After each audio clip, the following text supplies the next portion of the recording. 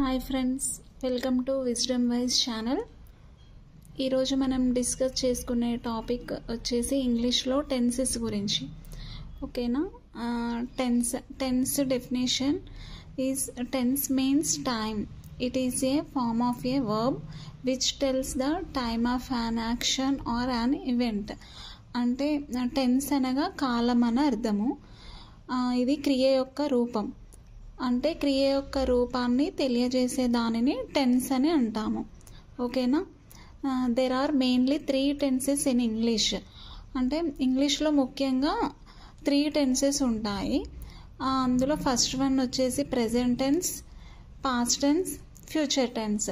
Present means present, ఇప్పుడు ప్రస్తుతం జరిగేదాన్ని వర్తమాన కాలం అంటాము. పాస్ట్ టెన్స్ అంటే గడిచిపోయిన దాన్ని భూతకాలం అంటాము. ఫ్యూచర్ టెన్స్ అంటే జరగబోయేది, దాన్ని తెలిపేది భవిష్యత్తు కాలం. సో ఈ 3 టెన్సెస్ని మనం కేర్ఫుల్గా మనం తెలుసుకుంటే మనం ఇంగ్లీష్లో చక్కగా మాట్లాడేయచ్చు.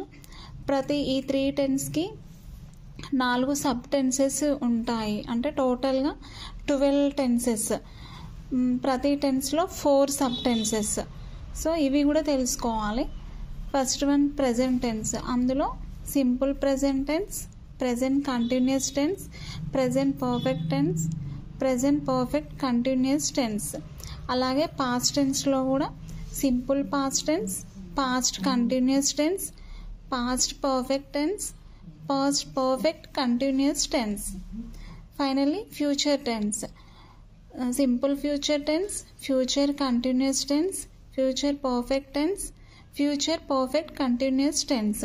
ఇలా 12 టెన్సెస్ని మనం నేర్చుకోగలిగితే చాలా ఈజీగా మనం ఇంగ్లీష్లో మాట్లాడేయచ్చు. ఓకేనా ఫ్రెండ్స్?